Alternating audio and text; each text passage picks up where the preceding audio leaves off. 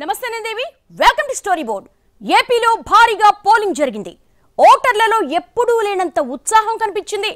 Polling కు గంట ముందు నుంచే క్యూ లైన్లు నిండిపోయాయి. పోలింగ్ ముగిసినా కూడా క్యూలు తరగలేదు. ఇదంతా బాగానే ఉంది.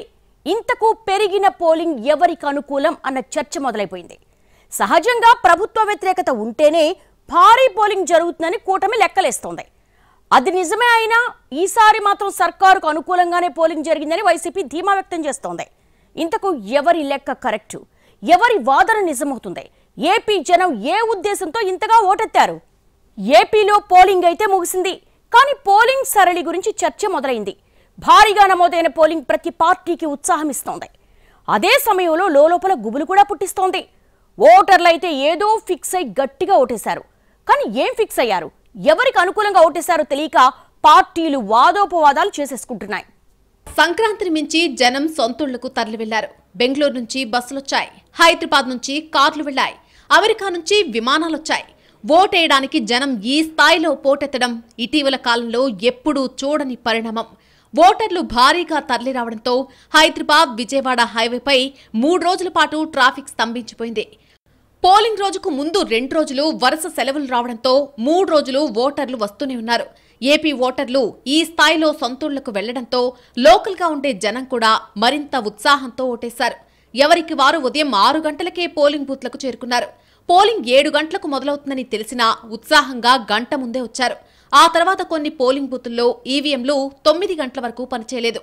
అయినా సరే ఎవ్వరూ వెనుతిరగలేదు. గంటల తరబడి వెయిట్ చేసి మరీ ఓటేశాకే ఇళ్లకు వెళ్లారు. ఓటర్లలో ఎప్పుడూ లేనంత పట్టుదల కనిపించింది. ఓటేయడానికి మొదటిసారి విదేశాల నుంచి వచ్చామని చాలా మంది చెప్పారు. ఇవి ఏపీ ఎన్నికల పోలింగ్ సమయంలో కనిపించిన సీన్స్. పోలింగ్ కోసం ఒక రాష్ట్రానికి లక్షల మంది ఓటర్లు వెళ్లి ఓటేయడం ఓటరు చైతన్యానికి పరాకాష్ట అని ఈసీ ఆనందపడింది. కానీ పార్టీలు మాత్రం చైతన్యం అవసరం, కానీ ఇదేదో శృతిమించినట్టుగా ఉందే అని చిన్న అనుమానం వ్యక్తం చేశాయి. ఎప్పుడూ బూతుల్లో పోలింగ్ ఏజెంట్లు ముందొచ్చి జనం కోసం చూసేవారు. కానీ ఈసారి సీన్ రివర్స్ అయింది. ప్రతి చోట ఏజెంట్ల కంటే ముందే ఓటర్లు బూత్లకొచ్చారు. దీంతో ఇదంతా పాజిటివ్ ఓటింగా లేక నెగిటివ్ ఓటింగా అని చర్చ మొదలైంది. ఎవరికి వారు సొంత విశ్లేషణలు చేసుకున్నారు. సరే, ఎండాకాలం కదా, ముందే వచ్చి ఓటేద్దామనుకున్నారులే అని సరిపెట్టుకున్నారు. కానీ సమయం గడుస్తున్నా క్యూ లైన్లు మాత్రం తగ్గడం లేదు. ఉదయం నుంచి మధ్యాహ్నం, సాయంత్రం, చివరకు పోలింగ్ సమయం దాటిన తర్వాత కూడా అవే క్యూ లైన్లున్నాయి. ఎక్కడా ఓటర్లలో ఉత్సాహం తగ్గలేదు. ఎవ్వరూ నీరసపడ్డం లేదు. షామియానాలున్నా లేకపోయినా గంటల తరబడి క్యూలో నుంచుని ఓటేశారు. కొన్ని పోలింగ్ కేంద్రాల్లో ఓటర్లు ఈవీఎంలు పనిచేయకపోవడంపై పోలింగ్ సిబ్బందితో గొడవ కూడా పెట్టుకున్నారు. ఇంతగా ఓటర్లు చొరవ తీసుకుని మరీ ఓటింగ్లో పాల్గొనడంతో పార్టీలకు ఒకేసారి ఆనందం, అనుమానం కలిగిన పరిస్థితి. ఓ కంట కన్నీరు, మరో కంట పన్నీర్ను మేనేజ్ చేయలేక నేతలు చాలా తంటాలు పడ్డారు. సహజంగా పోలింగ్ అంటే పార్టీలకు అంచనా ఉంటుంది. అప్పుడప్పుడు వారి అంచనాలకు మించి పోలింగ్ జరగడం కూడా మామూలే. కానీ ఈసారి ఏపీలో జరిగిన పోలింగ్ కంటే పోలింగ్ సమయంలో ఓటర్ల బాడీ లాంగ్వేజ్ అందరికీ ఆశ్చర్యం కలిగించింది. ఏదో గట్టిగా అనుకుని పోలింగ్కి వచ్చారు, ఏమనుకున్నారో అని పార్టీలకు ఒక్కటే టెన్షన్. పైగా ఉదయం నుంచి సాయంత్రం వరకు గంటకు 10% చొప్పున పోలింగ్ పెరుగుతూ పోయింది. మామూలుగా ఉదయం సాయంత్రం ఎక్కువ ఓటింగ్ నమోదై మధ్యాహ్నం పలచబడుతుంది. కానీ ఇప్పుడు అలా కాలేదు. పోలింగ్ ప్రారంభం నుంచి ఒకటే పద్ధతిలో పోలింగ్ శాతం పెరగడమే కానీ తగ్గిన దాఖలా లేవు. ఎక్కడా పార్టీల క్యాడర్ ఓటింగ్కు రమ్మని పిలవాల్సిన అవసరం రాలేదు. అసలు రారు అనుకున్న వాళ్లు కూడా కుటుంబాలతో బూత్లకొచ్చి మరీ ఓట్లేశారు. ఓటు వేయడం బాధ్యత, ఓటు మన హక్కు అని అనుకుని ఓటేయడం కాదు. ఓటేయకపోతే ఏదో మునిగిపోతుంది, చాలా మిస్ అయిపోతాం అనే ఫీలింగ్ ఎక్కువ మందిలో కనిపించింది. అసలు ఆ ఫీలింగ్ ఎందుకు వచ్చింది, ఎందుకింత ఆసక్తి చూపించారు? ఇవే ఇప్పుడు పోల్ పండితులతో పాటు పార్టీలను వేధిస్తున్న ప్రశ్నలు. నెగటివ్ ఎమోషన్ ఎక్కువ ఓటింగ్ను డ్రైవ్ చేస్తుంది కనుక సాధారణంగా ఓటింగ్ భారీగా పెరిగితే ప్రభుత్వ వ్యతిరేక ఓటు అనే సిమ్టమ్ ఉండాలి. కానీ ప్రభుత్వాన్ని గెలిపించాలి అనుకున్నప్పుడు కూడా ఓటు పెరిగే అవకాశం ఉంటుంది. పోలింగ్ ముగియగానే పోలింగ్ సరళి గురించి అన్ని పార్టీలు విశ్లేషణ మొదలుపెట్టాయి. ఎవరికి వారు తమకే అనుకూలంగా ఓటింగ్ జరిగిందని చెప్పుకున్నారు. కానీ అంతర్గతంగా మాత్రం మనకు నెగిటివ్ ఓటింగ్ ఉండే ఏరియాల్లోనూ బాగానే పోలింగ్ జరిగిందిగా, అసలేమవుతుందో అని అనుమానపడుతున్నారు. ప్రతి పార్టీకి కొన్ని ఏరియాల్లో బలం ఉంటుంది, కొన్ని ఏరియాల్లో బలహీనతలు ఉంటాయి. ఓటింగ్ మాత్రం ఆ ఏరియా ఈ ఏరియా అనే తేడా లేకుండా అన్ని చోట్ల భారీగానే జరిగింది. దీంతో ప్రధాన పార్టీలన్నీ చూడు ఒకవైపే చూడు అంటూ పాజిటివ్ యాంగిల్ వెతుక్కుంటున్నాయి. కానీ కుడి ఎడమైతే ఏమవుతుందో అనే దిగులు నేతల్ని వదలడం లేదు. వైసీపీకి కూటమికి మధ్య హోరాహోరీగా ప్రచారం జరిగింది. తొలి విడత ప్రచారంలో వైసీపీ ముందున్న మలి విడతలో కూటమి కూడా గట్టి పోటీ ఇచ్చిందనే వాదన వినిపించింది. పోలింగ్ సమయానికి రెండు పక్షాలు పోటాపోటీగానే ఉన్నాయి. దీంతో ముందే కావాల్సినంత ఉత్కంఠ ఉంది. ఇక బెట్టింగ్ల సంగతి సరే. పోలింగ్ సరళి చూస్తే విజేత ఎవరో ఎగ్జాక్ట్ గా చెప్పలేకపోయినా ట్రెండ్ తెలిసిపోతుందిలే అని అందరూ ఆశలు పెట్టుకున్నారు. కానీ పోటెత్తిన ఓటర్లు అంచనాలను తారుమారు చేశారు. అందరికీ గెలుస్తామని చెప్పుకునే అవకాశం ఇచ్చారు. అలాగే ఓడిపోతామేమోనని భయపడ్డానికి ఛాన్స్ ఇచ్చారు. మొత్తం మీద భారీ పోలింగ్ సరళిపై విశ్లేషణను కన్ఫ్యూజ్ చేసింది. అటు వైసీపీ ఇటు కూటమి తమదే గెలుపని చెప్పుకుంటున్నా పూర్తి ధీమాగా ఉన్నాయా అంటే లేదనే చెప్పాలి. మహిళలు వృద్ధులు భారీగా ఓటేశారు. వీరంతా తమకే అనుకూలమనేది వైసీపీ మాట. స్కీముల లబ్ధిదారుల్లో ఎక్కువ మంది మహిళలు, పెన్షన్ కోసం ఇబ్బంది పడ్డ వృద్ధులు వీరంతా కూటమికి వ్యతిరేకంగా కసిగా ఓటేశారని వైసీపీ నేతలు చెప్పుకుంటున్నారు. పైగా గ్రామీణ ప్రాంతాల్లో పోలింగ్ పెరగడం కూడా పథకాలు వర్కౌట్ అయ్యాయి అనడానికి సంకేతమేననే విశ్లేషణలిస్తున్నారు. కూటమి కోణం ఇంకోలా ఉంది. యువత పెద్ద ఎత్తున పోలింగ్కొచ్చారని వీరంతా కూటమి పక్షమేనని చెబుతోంది. అలాగే ఇతర ప్రాంతాల నుంచి వచ్చిన ఓటర్లు ఎక్కువ మంది తమకే మద్దతుగా నిలబడ్డారని కూటమి అంటోంది. గ్రామీణ ప్రాంతాల్లోనూ స్కీములకు అనుకూలంగా ఓటింగ్ జరగలేదని, అదంతా భూముల విషయంలో కోపంతో జరిగిన పోలింగ్ అని కూటమి నేతలు ధీమాగా చెబుతున్నారు. విడివిడిగా చూస్తే రెండు వాదనలకు ప్రాతిపదికలున్నాయి. కానీ కలిపి చూస్తే ఎవరికి వారు తమకు అనుకూల కోణమే చెప్పుకుంటున్నట్టుగా కనిపిస్తోంది. వ్యతిరేక కోణం గురించి ప్రస్తావించకపోయినా తేడా కొడుతుందేమో అనే అనుమానమైతే నేతల్ని పట్టి పీడిస్తోంది. పోలింగ్ జరుగుతున్న సమయంలోనే సరళి తమకు అనుకూలంగా ఉందని ప్రతి పార్టీ చెప్పుకునే ప్రయత్నం చేసినా అంత స్పష్టమైన సంకేతాలైతే కనిపించలేదు. మధ్యలో గొడవలు పడి తమదే పైచేయని చెప్పుకోవడానికి రెండు పక్షాలు ప్రయత్నం చేశాయి. కానీ ఆ గొడవల్లోనూ ఆశ్చర్యకరంగా మధ్యాహ్నం వరకు ఒక పార్టీ పైచేయి సాధిస్తే ఆ తర్వాత మరొక పార్టీ కూడా రెచ్చిపోయింది. దీంతో ఏ విషయం అంతు చిక్కడం లేదు. ఎవరికి వారే తెగించి కొట్లాడామని చెబుతున్నారు. అది పైకి కనిపిస్తోంది. చెప్పాల్సిన విషయాలన్నీ చెప్పేశారు. చేయాల్సినంత ప్రచారం చేశారు. ఓటర్లు ఏ ఉద్దేశంతో ఓటేసినా సరే పోలింగ్ అయితే భారీగా నమోదైంది. ఇంతకు ఎవరిని గద్దెనెక్కిస్తారు అనేది తేలక ప్రధాన పార్టీలన్నీ బుర్రలు బద్దలు కొట్టుకుంటున్నాయి. ఎన్ని చెప్పినా సరే అన్నీ తమ విశ్లేషణలే. అవి నిజమైతే ఓకే, కాకపోతే ఏంటి అనే ప్రశ్నతో ఎవ్వరికీ నిద్ర పట్టడం లేదు.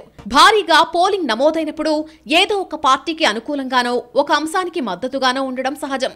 కానీ ఏపీలో ఎవరికి మద్దతుగా ఓటర్లు తరలి వచ్చారనేది అంతు చిక్కడం లేదు. భారీ పోలింగ్కు డ్రైవింగ్ ఫోర్స్గా నిలిచిన అంశం ఏదో కూడా ఎవ్వరికీ అర్థం కావడం లేదు. ప్రతి పార్టీ తమకు అనుకూలంగా వాదించుకోవడానికి వీలుగా ఓటింగ్ జరిగింది.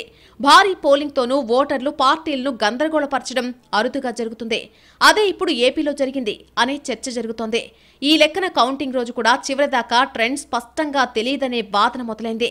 ఇంత ఉత్కంఠ మధ్య ఫలితాల కోసం 21 రోజులు వెయిట్ చేయడం పార్టీలకు అగ్ని పరీక్ష అంటున్నారు విశ్లేషకులు. పోలింగ్ శాతాన్ని బట్టి ఓటింగ్కు కారణాలు చెప్పుకోవచ్చు. కానీ ఏపీలో నమోదైన భారీ పోలింగ్ ఏ కారణం చెప్పుకోవడానికైనా అనువుగానే ఉంది.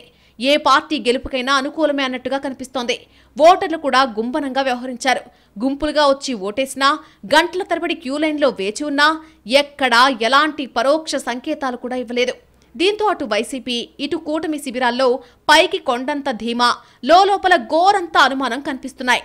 పోలింగ్ సరళి తమకే అనుకూలమని వైసీపీ విశ్లేషిస్తోంది. అరుదుగా కనిపించే ప్రభుత్వ అనుకూల ఓటు కనిపించిందని ఆ పార్టీ నేతలు నమ్మకంగా చెప్తున్నారు. కూటమి ఎన్ని కబుర్లు చెప్పినా అసలు సంగతి కౌంటింగ్ రోజు తెలుస్తుందని ధీమాగా ఉంది. ఏపీ వ్యాప్తంగా ఫ్యాన్ గాలి బలంగా వీచిందని వైసీపీ చెప్పుకుంటోంది. జగన్ పాలనకు అనుకూలంగా అన్ని వర్గాలు ఓటింగ్కు తరలి వచ్చాయని చెబుతోంది.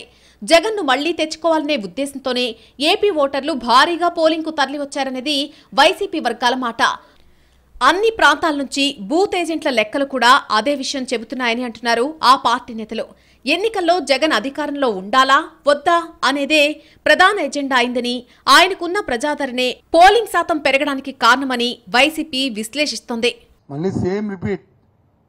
అందుకే నేను అనుకున్నావాడిని 175 అన్న ఇట్లా మా లీడరు 151 ఉన్నాయి కదా, 151 వస్తాయి కదా, 178 అని 175 ఇంకా ఆయనకి ఈ ప్రాంతాల పాస్ తెలుసు మా లీడర్కి.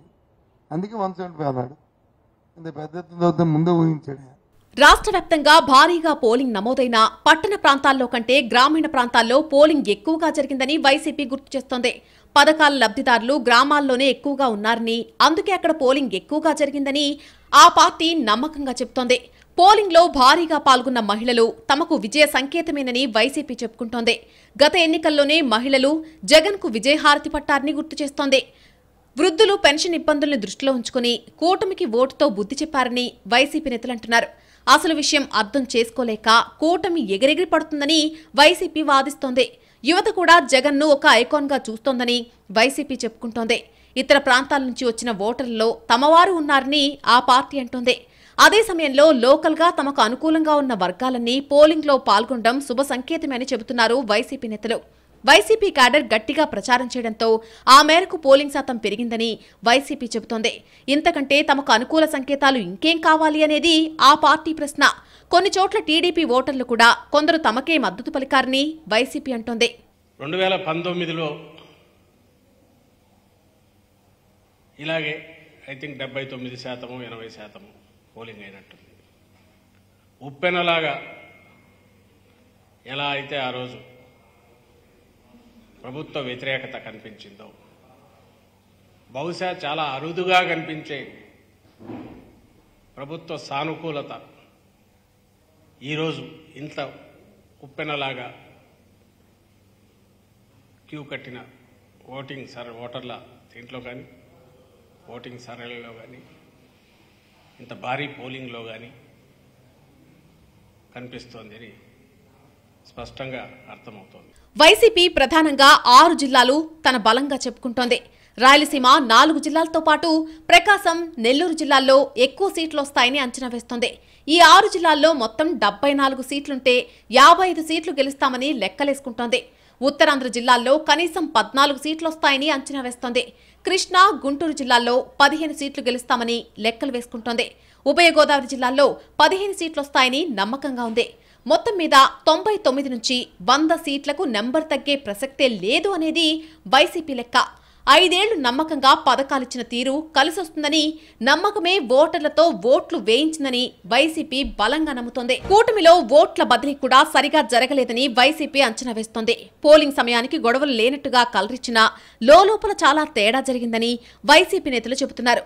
ఫలితాలు వచ్చాకైనా అసలు విషయం తేలుతుందని అంటున్నారు. జగన్ విశ్వసనీయతకు, కూటమి నేతల అబద్దాలకు మధ్య పోటీ జరిగిందని, జగన్ విశ్వసనీయతే గెలిచిందని వైసీపీ చెబుతోంది. గతం కంటే తమకు పోలింగ్ శాతం పెరిగినా ఆశ్చర్యపోనక్కర్లేదు అనేది మాట కూడా వైసీపీ శిబిరం గట్టిగా వినిపిస్తోంది. క్షేత్రస్థాయి పరిస్థితులు చూశాకే ఈ మాట చెబుతున్నామంటున్నారు వైసీపీ నేతలు. భారీ పోలింగ్ చూసి కూటమి గాల్లో తేలిపోవడం తప్ప నిజంగా ఎక్కడా కూటమి బలం పెరిగినట్టు కనిపించలేదని వైసీపీ చెబుతోంది. కూటమి బలహీనంగా ఉందనుకున్న స్థానాల్లో ఏం తేడా రాలేదని, మరి అధికారంలోకి ఎలా వస్తారని ఆ పార్టీ ప్రశ్నిస్తోంది. తమ కంచుకోట్లు అలాగే ఉన్నాయని, బలం కూడా ఎక్కడా తగ్గలేదని, తమకు ఓటేస్తారనుకున్న వారంతా వచ్చి ఓటేశారని, ఇక ఓటమికి కారణం ఏముందని వైసీపీ ప్రశ్నిస్తోంది. 1కి 2 సార్లు చెక్ చేశాం, అన్ని రకాలుగా అభిప్రాయ సేకరణ చేశాం, 100కి 100% గెలిచేది వైసీపీనే అంటోంది ఆ పార్టీ. ప్రజాదరణ విషయంలో జగన్ తన ప్రత్యర్థుల కంటే చాలా ముందున్నారని చెబుతోంది. జగన్ కు ఏ విషయంలోనూ ప్రత్యర్థులు పోటీ కాదని అంటోంది. కూటమిలో కుమ్ములాట్లు సర్దుకోవడం పెద్ద అబద్ధమంటోంది వైసీపీ. నేతలు ఎంత మేనేజ్ చేసినా కింద క్యాడర్ క్రాస్ ఓటింగ్ చేసినట్టు తమకు సమాచారం ఉందని చెబుతోంది. కూటమి వేసే అంచనాలకు, ఫలితాలకు చాలా తేడా ఉందని వైసీపీ ధీమాగా చెబుతోంది. తాము ఎక్కడ ఓడిపోతామో, ఎందుకు ఓడిపోతామో కూడా తెలుసంటోంది వైసీపీ. వరుసగా 2వ సారి అధికారం ఖాయమైపోయిందని, దాని గురించి అస్సలు ఆలోచన లేదంటోంది ఆ పార్టీ. ఎన్ని సీట్లొస్తాయి, ఎంత మెజారిటీ వస్తుంది అనే ప్రశ్నలకు సమాధానం రావాలని వైసీపీ చెబుతోంది. కూటమి ఎన్ని లెక్కలేసుకున్నా అంతిమ విజయం తమదే అంటోంది వైసీపీ. అనుకున్నట్టే అయింది, జగన్ ఓటమి ఖాయమైంది. ఇది పోలింగ్ సరళిపై కూటమి చేస్తున్న విశ్లేషణ. కూటమి అనుకున్న దానికంటే బాగా వర్కౌట్ అయిందని, ఓటర్లు స్వచ్ఛందంగా తరలి రావడం తమకే అనుకూలమని లెక్కలేస్తున్నారు వాళ్ళు. భారీ పోలింగ్ సహజంగా విపక్షానికే అనుకూలమనే వాదనను కూటమి గట్టిగా వినిపిస్తోంది. ప్రచారంలోనే సర్కారుపై జనంలో వ్యతిరేకత కనిపించిందని కూటమి చెబుతుంది. అదంతా ఓట్ల రూపంలో ప్రతిఫలించిందని అంటున్నారు. యువత పెద్ద సంఖ్యలో తరలిరావడం ఉద్యోగాలు లేవనే ఆక్రోశమేనని కూటమి నేతలు ధీమా వ్యక్తం చేస్తున్నారు. ల్యాండ్ టైటిలింగ్ యాక్ట్ పేరుతో వైసీపీ చేసిన భూముల గందరగోళం తమకు కలిసొచ్చిందని చెప్పుకుంటున్నారు. మొదట్లో స్కీములపై చర్చ జరిగినా చివరకు వచ్చేసరికి చర్చంతా భూముల చుట్టూనే తిరిగిందని కూటమి చెబుతోంది. పోలింగ్ కోసం హైదరాబాద్ నుంచి లక్షల మంది జనం ఏపీకి బయలుదేరడంతోనే తమ విజయానికి మొదటి అడుగు పడిందని కూటమి చెబుతోంది. గత ఎన్నికల్లోనూ భారీగా పోలింగ్ జరిగినా హైదరాబాద్ నుంచి ఈ స్థాయిలో ఓటర్లు రాలేదని కూటమి గుర్తు చేస్తోంది. ఈసారి జగన్ వస్తే ఏపీకి భవిష్యత్తు ఉండదనే ఉద్దేశంతోనే ఎన్ఆర్ఐలు కూడా వచ్చి ఓటేశారని కూటమి అంటోంది. ప్రతి చోట కూటమి అనుకూల పోలింగ్ జరిగిందని వైసీపీ నేతలు భయపెట్టాలని చూసినా ఓటర్లు బెదరలేదని కూటమి నేతలు చెప్పుకొస్తున్నారు. ఎన్నికల్లో గెలుపెవరిదో పోలింగ్ సరళి చెప్పేస్తుందని, ఈసారి పోలింగ్ సరళి కంటే ఓటర్ల బాడీ లాంగ్వేజ్ ఆ విషయం బాగా చెబుతోందని కూటమి అంటోంది. ఈ సంగతి తెలిసినా వైసీపీ మేకపోతు గాంభీర్యం ప్రదర్శిస్తుందని కూటమి నేతలు సెటైర్లు వేస్తున్నారు. టఫ్ ఫైట్ ఉంటుందనుకున్న చోట కూడా పోలింగ్ ఏకపక్షంగా జరిగిందని కూటమి హర్షం వ్యక్తం చేస్తోంది. ఎన్ని సీట్లు గెలుస్తామనే విషయంలో పక్కా అంచనాలున్నాయంటోంది కూటమి. ఉత్తరాంధ్రలో 30 సీట్లు గెలుస్తామని అంచనా వేస్తోంది. తూర్పుగోదావరి జిల్లాలో 15 సీట్లు, పశ్చిమ గోదావరి జిల్లాలో 12 సీట్లు వస్తాయని లెక్కలేస్తోంది. కృష్ణా జిల్లాలో 10 సీట్లు, గుంటూరు జిల్లాలో 10 సీట్లు పక్కా అని అనుకుంటోంది. ప్రకాశంలో 6 సీట్లొస్తాయని, నెల్లూరులో మరొక 6 సీట్లొస్తాయని కూటమి అంచనా వేసింది. రాయలసీమలో కనీసం 20 గెలుస్తామని లెక్కలేస్తోంది. మొత్తం మీద తమకొచ్చే సీట్ల సంఖ్య 109 వరకు ఉంటుందని చెప్పుకుంటోంది. తమ మేనిఫెస్టోలో వైసీపీ కంటే ఎక్కువ లబ్ధి చేకూరుస్తామని పెట్టిన పథకాలు కూడా బాగా వర్కౌట్ అయ్యాయని నమ్ముతోంది. కూటమిలో ఓట్ల బదిలీ కూడా బాగానే జరిగిందని భాగస్వామ్య పార్టీలు బలంగా చెబుతున్నాయి. కూటమి ఆలస్యంగా కుదిరినా, సీట్ల సర్దుబాటు లేట్ అయినా, మొదట్లో కాస్త పొరపచ్చాలు వచ్చినట్టు కనిపించినా చివరికొచ్చేసరికి కోఆర్డినేషన్ ఫాల్ట్ లేదని కూటమి బల్లగుద్ది చెబుతోంది. ఈ విషయాన్ని వైసీపీ కూడా ఊహించలేదని అంటోంది. వైసీపీ వేసిన లెక్కలు తప్పాయని, తమ లెక్కలే కరెక్ట్ అయ్యాయని కూటమి నేతలు నమ్మకంగా చెబుతున్నారు. భారీ పోలింగ్ కు కారణం ప్రభుత్వ వ్యతిరేకతే అంటోంది కూటమి. ఎక్కడెక్కడి నుంచో వచ్చిన ఓటర్లు కూడా కూటమికే ఏకపక్షంగా ఓటేశారని కూటమి నేతలు చెబుతున్నారు. సర్కారుకు వ్యతిరేకంగా ఓటేయడానికి చాలా కారణాలున్నాయని, అనుకూల ఓటింగ్ కు సరైన కారణమే లేదని కూటమి వాదిస్తోంది. వైసీపీ నేతలు ఎన్ని కబుర్లు చెప్పినా గెలిచేది కూటమి అంటున్నారు భాగస్వామ్య పార్టీల నేతలు.